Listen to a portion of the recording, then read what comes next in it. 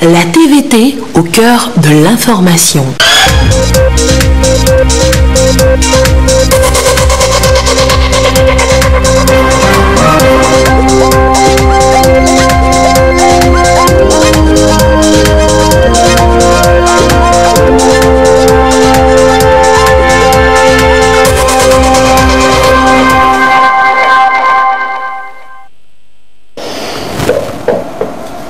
Il est 20h, bonsoir à tous. Dans l'actualité ce mardi, les Togolais de l'extérieur, ils peuvent désormais voter, et ce, dès la présidentielle de l'année prochaine. L'Assemblée nationale a voté le nouveau code électoral. La semaine du secteur privé, jour 2, ce mardi. À l'agenda, plusieurs panels animés par des experts. Les sujets sont divers et variés. Et puis, Scantogo et la GIZ, désormais partenaires sur le projet dit du type dual. Comment va s'exprimer ce partenariat? Explication à suivre tout à l'heure dans cette édition. Voilà, madame, monsieur le sommaire, bienvenue. Voici le 20h. Le Togo, un modèle à suivre. Les propos cet après-midi de Romuald Ouadani, reçu en audience par le chef de l'État. Le président du Conseil des ministres de l'Uruguay est allé féliciter le président Faure Gnassingbé pour les performances qualitatives du Togo dans le rapport Doing Business. Je vous propose de l'écouter. Il est au micro de Gérald Agoudou. J'ai eu l'honneur d'être reçu par le président de la République à ma demande, d'abord pour lui présenter nos sincères félicitations et toute notre fierté pour les résultats exceptionnels que le Togo vient d'afficher dans le classement du business. C'est une fierté pour l'ensemble du continent africain et donc nous tenions en qualité du président du Conseil des ministres de l'UEMOA à venir au nom de notre union, au nom de l'ensemble des ministres de la zone, vraiment toutes les félicitations des pays. Ce succès du Togo fait la fierté de l'Afrique de l'Ouest et de l'Afrique en général.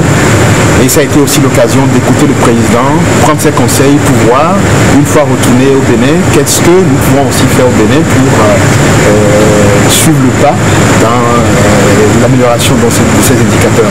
Étant président du Conseil des ministres de l'UEMOA, c'était également l'occasion pour faire un point des activités du Conseil des ministres et prendre les conseils du président sur les actions à mener dans les prochaines semaines et prochains mois. Il était content de l'initiative que nous avons prise de venir le voir et il nous a prodigué de très bons conseils, comme toujours. Donc on a eu un excellent entretien. Voilà, Romuald Ouadani est également ministre béninois de l'économie et des finances. Je vous l'annonçais en titre tout à l'heure, la diaspora togolaise désormais au vote. Ces Togolais de l'extérieur vont pouvoir dorénavant s'exprimer et ce dès la présidentielle de mars prochain. Les députés ont voté ce mardi le nouveau code électoral, vote majoritaire. Seuls le NET et le PDP se sont absolus. La séance à l'Assemblée nationale, le récit Issaka Aruna, Augustin Kossi. L'adoption des 5 titres du projet de loi. L'introduction de commissions électorales d'ambassade d'indépendance EAI comme démembrement de la CENI ainsi que des comités de l'ISCAT et de bureaux de vote dans la CAI constitue résolument une révolution positive. Ce volontarisme du gouvernement contraste malheureusement avec des mesures contenues dans la proposition de modification. Je demande aux députés du groupe parlementaire NET-PDP de s'abstenir de voter pour une telle loi au-delà des bonnes dispositions qu'elle introduit. Ce texte relatif au droit de vote des Togolais vivant à l'étranger est diversement apprécié par les autres groupes parlementaires. Il y trouve la volonté du gouvernement d'offrir aux Togolais de l'extérieur la possibilité d'exprimer leur droit de vote, mais aussi de se mettre en conformité avec les principes démocratiques. C'est un premier pas, un pas important dans la bonne direction qui permet de bâtir une société plus inclusive et permet à la diaspora de mieux participer à la vie de la nation. Nous devons ensemble, par les voies du dialogue, poursuivre les réformes politiques, économiques et sociales pour à terme transformer la société togolaise et faire du Togo un pays émergent à l'horizon 2030. Le groupe parlementaire UNIR considère pour sa part que la nouvelle mouture du code électoral en République togolaise rend applicables les dispositions du vote effectif des nationaux vivant à l'étranger. Elle prend également en compte une des observations formulées par la conférence des chefs d'État et de gouvernement de la CEDEAO. De plus, le démembrement de la CENI prévu à l'étranger peut être perçu comme un mécanisme adapté et collaboratif entre les partis politiques et nos représentations diplomatiques. C'est pourquoi, sur l'ensemble des adaptations apportées par le gouvernement sous le leadership transformationnel du président de la République, son Excellence M. Faure Gnassingbé, le plus grand parti, le parti de l'ouverture et du dialogue, le parti de l'avenir, UNIR, fait observer qu'il ne peut y avoir meilleur cadre institutionnel d'organisation d'une élection démocratique. Je voudrais, tout en invitant les députés de ma formation politique, assurer mes autres collègues que nous ferons ensemble œuvre utile en apportant un vote positif et massif à l'adoption du présent projet de loi modifiant le code électoral en République togolaise. À la majorité des députés, soit 15 sur 78, la loi portant modification du code électoral est votée. Désormais, la diaspora togolaise a le droit de vote. Ce nouveau cadre juridique et législatif modifie au sein de 2 titres du code électoral 33 articles et en crée un autre. Pour le commissaire du gouvernement, c'est un nouveau pas de franchi dans la consolidation de la démocratie au Togo. Ce vote vient clôturer l'exécution des réformes et des recommandations faites à notre pays par la CEDEAO dans le cadre du règlement de la crise que nous avons connue en 2017 et 2018. Désormais, nos compatriotes vivant à l'étranger pourront prendre part aux différents scrutins électoraux dans le respect, bien sûr, des lois en vigueur et particulièrement du code électoral. À présent, tout est prêt pour la poursuite du processus électoral en vue de l'élection présidentielle de 2020. Le gouvernement voudrait renouveler sa gratitude une fois encore à l'Assemblée nationale et rassurer la représentation nationale que tout sera mis en œuvre pour l'application rigoureuse de cet instrument. Les nouvelles dispositions introduites fixent également les conditions de campagnes électorales dans un pays étranger, les conditions d'intervention sur les médias d'État ainsi que l'exigence de résidence dans le pays de vote avant de pouvoir siéger dans un démembrement de la CENI à l'extérieur. Selon la représentation nationale, c'est le fruit d'un engagement politique. Après l'instauration du Haut Conseil des Togolais de l'extérieur, pour donner à tous l'opportunité de participer pleinement au développement de notre pays, le Togo, nous venons maintenant d'autoriser les filles et fils de notre pays vivant à l'extérieur l'occasion de participer aux consultations électorales organisées. En effet, la discussion législative a porté ce jour sur la mise en œuvre effective des derniers points de la feuille de route adoptée par la conférence des chefs d'État et de gouvernement de la CEDEAO le 31 juillet 2018 à Lomé. Mais nous devons préciser que le gouvernement avait déjà mené des réflexions sur la possibilité de permettre aux Togolais de l'extérieur de participer aux consultations électorales. Aujourd'hui, nous pouvons donc nous réjouir après cette étape importante qui a été franchie. Ces modifications significatives introduites dans le code électoral en République togolaise portent la marque d'un grand homme d'État épris d'un sens élevé de l'intérêt national. Si nous voulons être réalistes, nous devons reconnaître que cette possibilité offerte à nos compatriotes de l'extérieur est rendue possible grâce à l'engagement politique du président de la République, son Excellence M. Faure Gnassingbé, qui ne ménage aucun effort pour préserver un climat de paix et de cohésion nationale.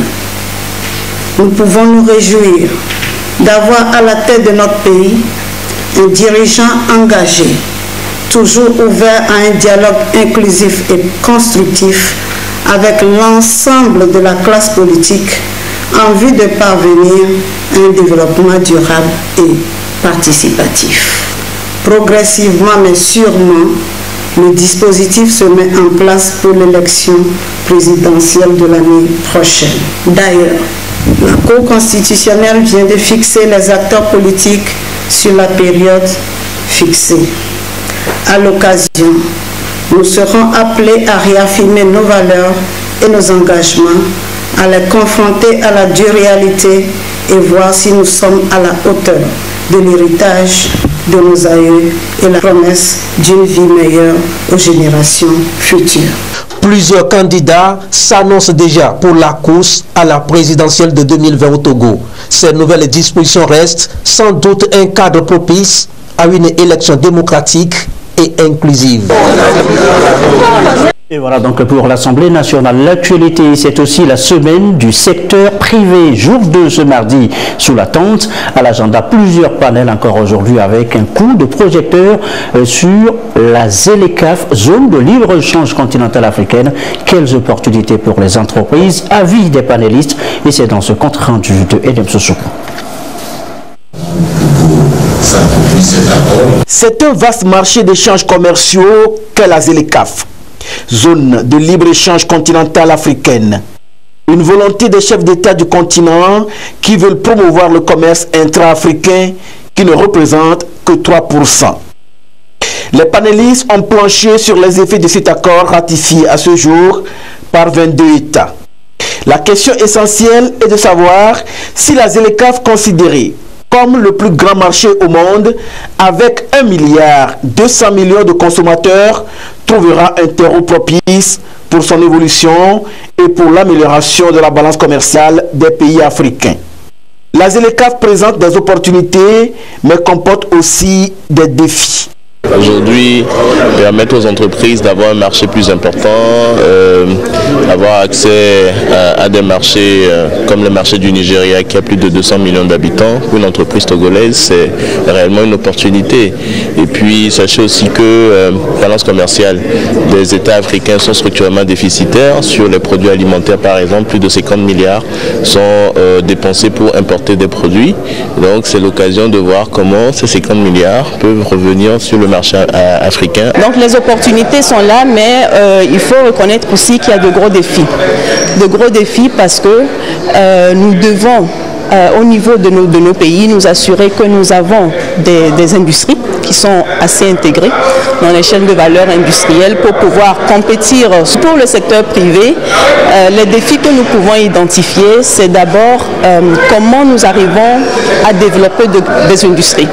Parce que là, nous parlons de commerce, ce n'est pas seulement échanger des produits, mais il faut effectivement s'industrialiser, transformer nos matières premières. Dans la valorisation du business intra-africain, les PME doivent aussi tirer leur épingle du jeu. Elles ont besoin d'accompagnement pour être compétitives au risque d'être noyées. C'est peut-être passe par le renforcement de capacités, le financement, l'accès au financement ou l'amélioration des productions et la création d'emplois, bien évidemment. On a répondu présent à la demande du gouvernement togolais pour accompagner le PNDE dans la mobilisation des ressources en investissement. Et nous avons accès à tous les projets du PNDE. On a pas mal d'investisseurs qui ont répondu présents dans le financement de ces projets. Mais ce qui nous intéresse le plus, c'est aussi voir dans les 141 projets du ministère du cabinet du Premier ministre, quels sont les projets qui sont déjà bancables, qui peuvent déjà être mis en place. La ZLECAf, selon les panélistes, doit se doter de mécanismes rigoureux devant permettre à chaque pays de tirer meilleur profit de la suppression des 84 000 km de frontières. Le Togo dispose déjà de sa stratégie nationale de mise en œuvre de la ZLECAf. La ZLECAf, ce sont des opportunités qui s'offrent aux opérateurs économiques. Mais il va falloir quand même qu'on travaille sur un certain nombre d'aspects pour rendre nos produits compétitifs, les produits ouvrés sur le territoire et qui vont tout naturellement, sous certaines conditions, avoir le quitus pour circuler en matière de règles d'origine. Il faudrait qu'on les aide et le gouvernement est en train de travailler dans ce sens-là pour les accompagner. Et donc, nous travaillerons ensemble avec le secteur privé sur le renforcement du partenariat et je crois qu'il est déterminant pour que nous puissions relever les défis ensemble et permettre aux produits togolais d'être présents, non seulement sur le marché africain, mais au-delà aussi. C'est possible. L'un des défis majeurs relevés se trouve être la digitalisation afin d'avoir des informations centralisées. Il est aussi souhaité la création d'une plateforme d'incubateurs pour mieux accompagner les entrepreneurs, surtout les jeunes porteurs de projets bancables. La ZLECAf répond aux aspirations de l'agenda 2063 de l'Union africaine qui prévoit un continent intégré, prospère, fondé sur la croissance économique et le développement durable. Autre panel du jour, le secteur privé, la sécurité sociale, je vous l'annonçais en titre également. Que fait le gouvernement pour inciter les patrons à déclarer leurs employés? La question est posée. Élément de réponse avec Luc Assis. La sécurité sociale est un élément déterminant dans la productivité d'une entreprise. Une ressource humaine bien entretenue est créatrice de richesses. Et le gouvernement a mis en place des mécanismes pour offrir la protection sociale à tous. La part réservée au secteur privé afin de réduire les inégalités liées à l'accès aux soins de santé se discute. Et justement, des réformes sont en cours au niveau de l'INAM et de la Caisse nationale de sécurité sociale pour répondre à cette inquiétude. Le principal facteur de production au sein d'une entreprise, c'est l'homme.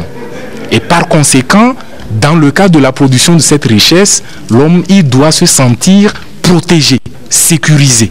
Et c'est l'objectif de la sécurité sociale. Nous avons réussi, pour ne parler que des formalités qui incombent à l'entreprise, on a réussi à mettre, depuis novembre 2018, complètement en ligne toutes nos formalités, auxquelles donc l'entreprise est contrainte. Partant de l'immatriculation de l'entreprise elle-même, de l'affiliation de ses travailleurs, des différentes informations à nous communiquer, déclaration des cotisations sociales, déclaration des salaires nominatifs des travailleurs et paiement des cotisations sociales.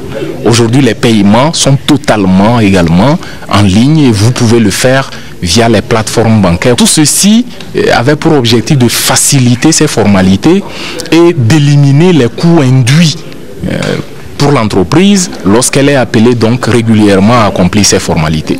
Donc on contribue essentiellement dans la lignée du gouvernement à assainir le climat des affaires. On a récemment engagé l'immatriculation des artisans, ce qui est un pas. Pour le secteur privé, plus généralement le secteur privé formel, les discussions avec le Conseil national du patronat ont été initiées depuis à peu près 1 an.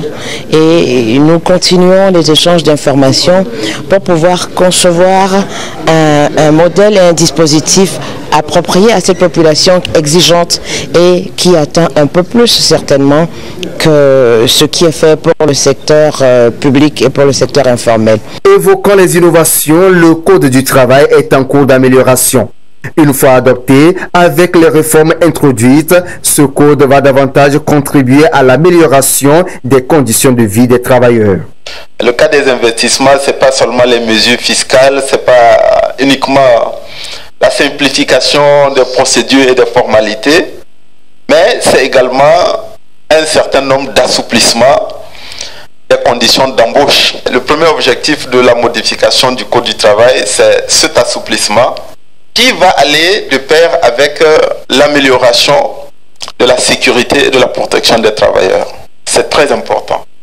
La protection et la sécurité des travailleurs, cela signifie davantage de santé, d'hygiène sur le lieu de travail. L'élément le plus déterminant en termes d'innovation dans le Code du travail concerne l'instauration de l'assurance maladie obligatoire. Et bien entendu, c'est beaucoup plus facile pour le secteur privé formel, puisque les entreprises sont enregistrées, elles devraient être affiliés, immatriculés en ce qui concerne leurs travailleurs à la Caisse nationale de sécurité sociale. Au même moment qu'elles le seront, désormais, elles seront également affiliées à un système d'assurance maladie. Et c'est ces règles-là qui prévoient également la possibilité d'assurance maladie pour les indépendants et certaines catégories du secteur informel, qu'il s'agisse de certains producteurs agricoles, qu'il s'agisse des artisans et même de certains commerçants. L'accomplissement des axes 1 et 2 du Plan national de développement PND 18-22 est garanti par la performance et le bien-être de la ressource humaine. Grand pourvoyeur d'emplois et contributeur non négligeable à la croissance économique, le secteur privé devrait davantage déclarer ses employés selon les experts. Il en va pour la promotion d'un emploi décent.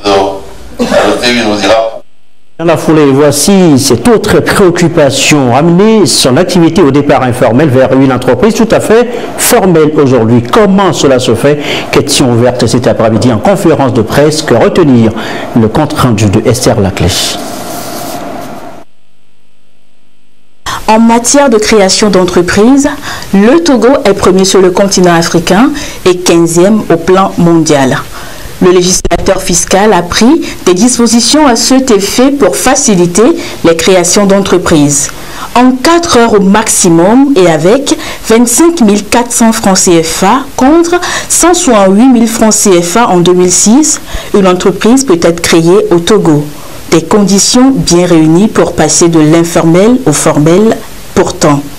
Le secteur informel, précisément, est composé d'activités économiques qui se développent, qui se déroulent en marge ou en tout cas en dehors des cadres conventionnels d'encadrement et de contrôle de la vie économique.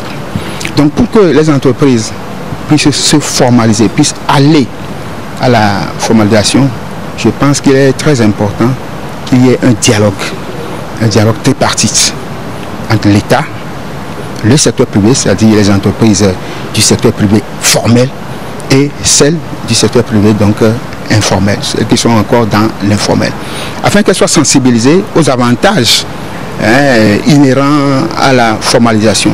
Il y a donc plus d'avantages aujourd'hui pour une entreprise de se formaliser. Pour preuve, seules les entreprises formellement existantes peuvent bénéficier des avantages du nouveau code des impôts. Formaliser, c'est d'abord passer au niveau du centre de formalité des entreprises pour avoir une connaissance légale de son existence. Lorsque vous avez une existence légale, vous avez la possibilité de vous adresser à toutes les structures de l'État. Et en tant qu'une structure qui est formalisée aussi, vous pouvez vous adresser aux institutions financières et bancaires au niveau de la cité. De la même façon, lorsque vous êtes formalisé, vous êtes très facile d'obtenir la carte d'opérateur économique et le crédit fiscal pour participer aux appels d'offres en ce qui concerne les appels d'offres pour les marchés publics. Et très particulièrement, lorsque vous êtes jeune entrepreneur et femme entrepreneur, vous avez la possibilité de bénéficier de 25% que le chef d'État a gratuitement offert aux jeunes entrepreneurs dans le cadre des appels d'offres sur le plan national. L'ambition aujourd'hui est d'aller vers la digitalisation, faciliter et encourager la création des entreprises en ligne pour ainsi réduire les entreprises informelles. Elles ont aussi retenu l'attention au cours de cette semaine du secteur privé, les entreprises dites championnes au Togo. Lesquelles précisément, nous le verrons, mais la préoccupation majeure ici, eh bien, c'est comment le gouvernement compte faire la promotion et faire d'elles des entreprises de demain. Les éclairages avec Dodo Arrêt. L'environnement étant de plus en plus favorable aux affaires, l'État togolais nourrit de grandes ambitions pour le secteur privé. Promouvoir des entreprises championnes au Togo. Mais comment? Les experts pensent qu'il faut des investissements directs étrangers et la promotion des entreprises locales. Il est donc important pour les opérateurs économiques d'avoir de grandes visions pour leurs entreprises pour ne pas évoluer en dents de scie. Dans le processus d'aller vers une entreprise championne, champion, il n'y a pas un process déterminé. Au fait, la détermination et la hargne avec laquelle vous voulez réussir, il faut ça d'abord par rapport à cette manière de nos gouvernants de nous aider à grandir. Il faut un déterminisme d'abord. Hein. Il faut une volonté de travailler et de bosser dur. Une entreprise ne devient pas champion du jour au lendemain. C'est sûr que c'est un travail de longue haleine qui a besoin de tous dans un pays, aussi bien l'État, aussi bien l'expérience du pays où on vient, connaître la population et connaître le besoin du pays. L'émergence et la pérennité des entreprises togolaises relèvent donc de la contribution des deux parties, gouvernement et secteur privé. Le gouvernement a besoin d'accompagner des entreprises qui prospèrent à aller à la découverte de nouveaux talents et le secteur privé doit être plus performant pour être à la hauteur des ambitions du Plan national de développement. Le ministre en charge du secteur privé rassure quant aux mesures nécessaires prises et celles en cours pour créer un environnement favorable au développement des entreprises. Aujourd'hui, le gouvernement s'est mis dans cette dynamique-là de créer ces champions-là. Nous avons intérêt à penser à la robustesse de nos hommes d'affaires.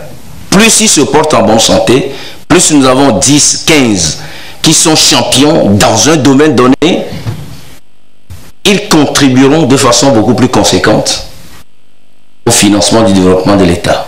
Ceux qui sont dans cette salle-là, ils sont suffisants pour que ce rêve d'avoir des entreprises champions au Togo, là, que ça puisse se réaliser. Soyez rassurés de l'accompagnement du gouvernement, parce que c'est cela la préoccupation du chef de l'État.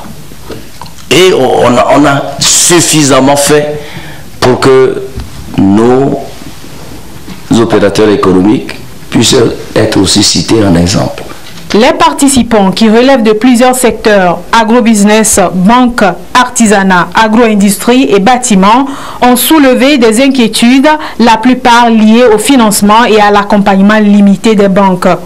Les banques représentées ici par la Banque Atlantique se disent prêtes à accompagner les opérateurs économiques, non seulement à travers des financements, mais aussi des conseils et partenariats nécessaires à la croissance des entreprises. Notre objectif principal, c'est évidemment d'accompagner toutes ces entreprises, toutes ces structures qui ont un besoin de financement, et ce financement peut être de tout ordre, notamment dans le cadre donc de l'accompagnement pour développer davantage son business. L'objectif également, c'est de nous assurer que nos champions nationaux sont en mesure de pouvoir compétir non seulement sur le plan sous-régional, mais également sur le plan international.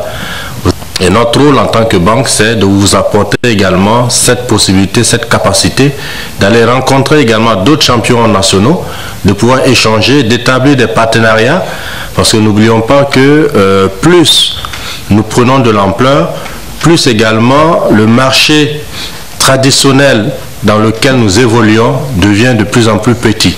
Le secteur privé occupe les 2/3 du plan national de développement et l'ambition aujourd'hui pour le gouvernement est de s'assurer de la performance des entreprises. Aussi devra-t-il veiller à ce que le label Made in Togo réponde aux normes de qualité et aux critères internationaux pour les amener à se positionner sur chaque axe du plan national de développement PND.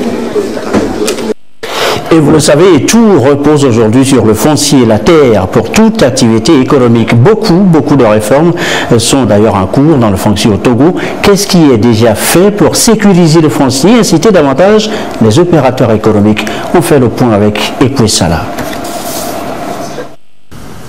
Autour du garde des Sceaux, ministre de la Justice, des responsables des départements chargés des questions foncières, la problématique du foncier oblige.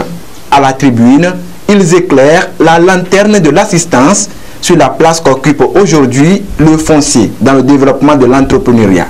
Cadre idéal pour les jeunes entrepreneurs d'exprimer leurs préoccupations quand on sait que 70% des affaires devant les juridictions togolaises concernent le foncier. Au terme des échanges, chacun est bien renseigné sur les différentes réformes qui s'opèrent depuis quelques années pour garantir non seulement aux propriétaires terriens, mais aussi aux acquéreurs une sécurité foncière. La première innovation, c'est la dotation d'un code foncier domanial. Ce code foncier, pour ceux qui ne le passent pas, il a été adopté le 14 juin 2018. Et après la dotation de ce code foncier, il y a la mise en place du guichet foncier unique. La mise en place du guichet foncier unique, c'était pour simplifier les procédures. Nous mettons en place un système d'information foncière. Nous collectons toutes les informations liées aux parcelles, nous versons dans notre base de données. Nous commençons pour le Grand Lomé. Après, nous allons l'étendre sur les grandes villes du Togo. Après, ce sera le cadastrage total de tout le pays. Le Togo fait 56 600 km². Il faut le numériser pour éviter les problèmes. Ces réformes mettent aujourd'hui en confiance les banques et attirent de plus en plus d'investisseurs. Elles ont valu au Togo la 56e place en matière de transfert de propriété intellectuelle sur le plan mondial. Aujourd'hui, l'État a pris également un décret pour limiter le traitement des dossiers de morcellement et de mutation. 180 jours, notamment 6 mois. Et les petites opérations, notamment radiation, inscription hypothécaire, l'État a fixé 30 jours. Tout cela concourt à améliorer le climat des affaires et à permettre une célérité du traitement des dossiers et une simplification des procédures. Donc, effectivement, le cadre juridique foncier aujourd'hui est propice à encourager l'investissement, à booster l'économie nationale, à permettre à l'investisseur de venir investir au Togo. Aujourd'hui, on parle au Togo de sécurité juridique et judiciaire avec un accent mis sur la digitalisation. Ceci pour mieux régler les conflits fonciers. Nous tendons vers cette amélioration. C'est pourquoi nous avons tenu à outiller nos magistrats de cet instrument important que nous appelons guide. C'est Vademecum de règlement juridictionnel des litiges fonciers afin de les amener à, dès le départ, identifier la nature du problème qui est porté devant eux et à identifier en même temps la solution qui est préconisée, ce qui va rapetir énormément les délais de réflexion pour la recherche d'une solution. Ce document vient aider nos juridictions à aller vers la sécurité judiciaire dans le cadre du règlement juridictionnel des problèmes fonciers. La terre, son acquisition, son transfert et son exploitation, le secteur privé reste conscient des efforts déployés par le gouvernement ces dernières années. Cependant, il espère mieux et compte sur d'autres réformes susceptibles de garantir davantage le bien-être des populations par le foncier. Également dans l'actualité, la fin du marché international de l'artisanat au Togo. 12 pays ont pris part, 400 exposants présents. Les temps forts, selon Jamandé, Carmel Madiakako avec Clarisse Atikler. C'est dans la joie et la bonne humeur que s'est refermée la première édition du marché international de l'artisanat du Togo, Niato.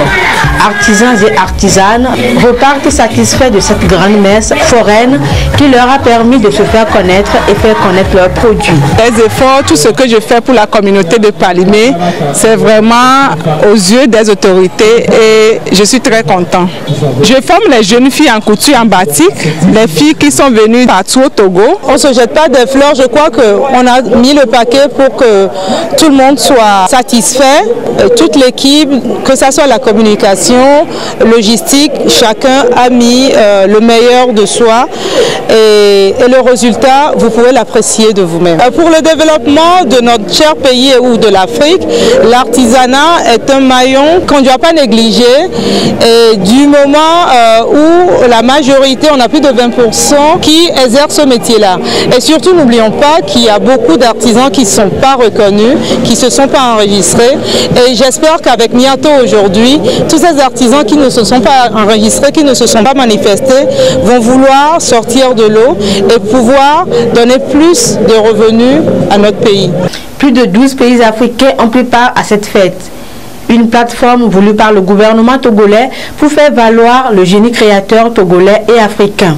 Il y a eu également la volonté politique du chef de l'État, son Excellence le président de la République. Il y a eu toute une mobilisation des différents départements ministériels, mais de l'Union des chambres de métiers du Togo, également des personnes ressources. Miato a attiré du monde. Il y a eu des pays, beaucoup de pays qui étaient présents. Nous avons vu des acheteurs professionnels.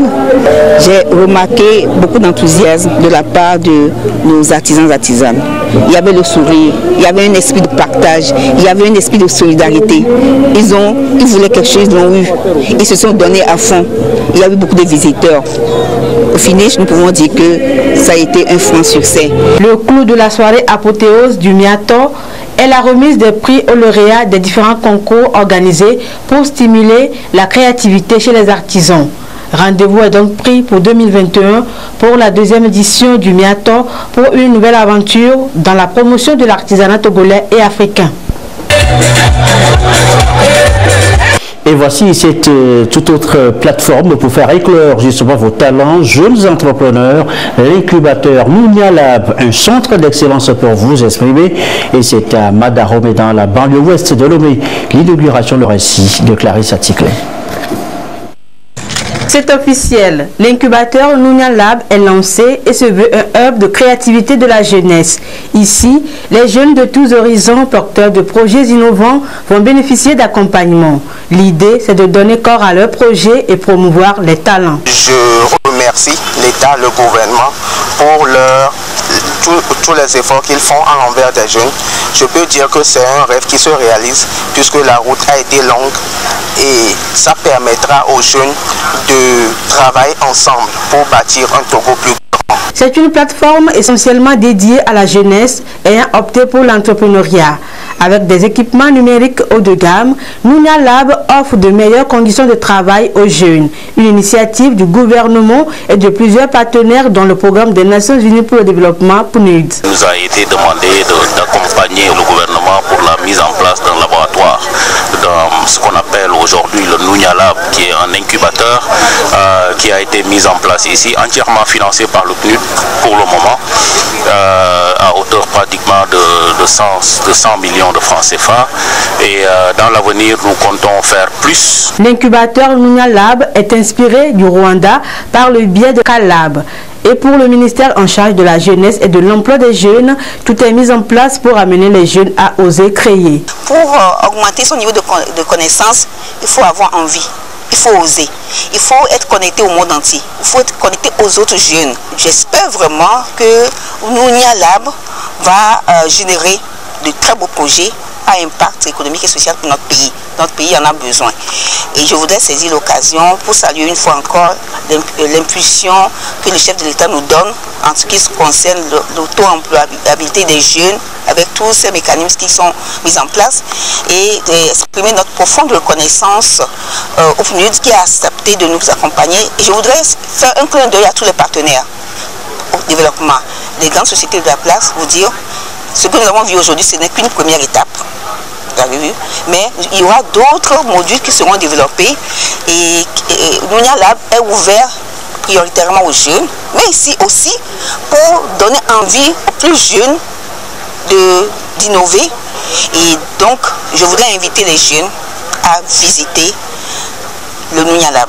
Je voudrais les inviter à s'en approprier, à en faire un bon usage. Et donc, il est question d'une bonne gouvernance de Nounia Lab avec la mise en place des outils de pilotage, de suivi et évaluation. Nous serons regardants, nous allons suivre de près ce qui se fait pour pourquoi pas le repliquer un peu partout dans notre pays. Mentorat, coaching, ateliers de créativité, appui à la recherche de financement sont entre autres services offerts par l'incubateur Nounia Lab. Le gouvernement vient une fois de plus concrétiser une de ses priorités, l'emploi des jeunes inscrits dans le PND 2018-2022. À cette cérémonie d'inauguration, les 3 jeunes ayant gagné le concours Togo Innovation Challenge, lancé le 31 octobre dernier par le FAEJ sur des projets innovants dans le secteur des TIC, ont été primés de montants allant de 1 million de francs CFA à 1 500 000 francs CFA.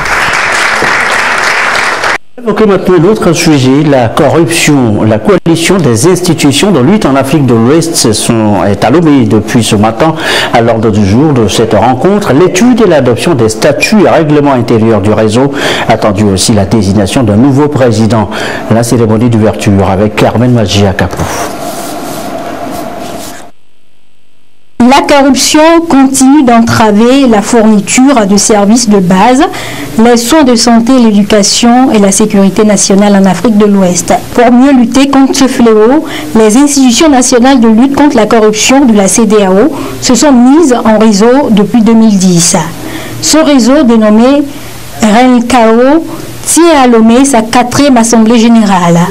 Il sera question au cours de ces assises de définir les stratégies d'une coopération interétatique dans la lutte contre la corruption. La situation est grave. La corruption affecte les équilibres sociaux, crée des inégalités, pousse certains individus à la violence et dans certains pays, elle se déteint en extrémisme religieux violent.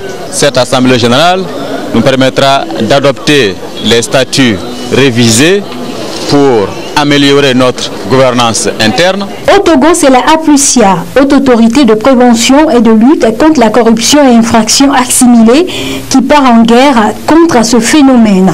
Selon son président, les enjeux de cette 4e Assemblée générale sont cruciaux. La lutte contre la corruption est une infraction transnationale, donc elle traverse les frontières. Il est normal que les États se mettent ensemble. Au sein de la CEDEAO, nous nous sommes mis en réseau pour le partage d'expériences, pour le partage de bonnes pratiques, pour renforcer notre coopération sous-régionale et traquer ce mal. Le gouvernement togolais apporte son appui au RENCAO, un outil pour aider les pays de la CEDEAO à relever les défis liés à la corruption. Je vous exhorte à poursuivre et approfondir vos réflexions afin que le RENCAO soit encore mieux structuré et plus fonctionnel pour répondre aux défis de l'heure et aux attentes de nos États et de nos populations. La rencontre de Lomé permettra au réseau des institutions nationales de lutte contre la corruption de disposer de nouveaux statuts et règlements intérieurs et d'avoir un nouvel exécutif. Ce communiqué de la CENI, avant de refermer cette édition quelque peu longue, le président de la Commission électorale nationale indépendante, CENI, informe tous les candidats opérateurs de saisie qu'ils peuvent consulter la liste des opérateurs de saisie retenus pour la formation sur le site internet de la CENI, www.ceni-tg.org et à Togo 2000. La formation se fera en 2 vagues dans les salles de lycée salles de classe du lycée scientifique de Lomé, du lycée de Tokoin 1 et 2 et dans les locaux de l'ancien hall de l'aéroport international Nyassimbe et Yadema de Lomé.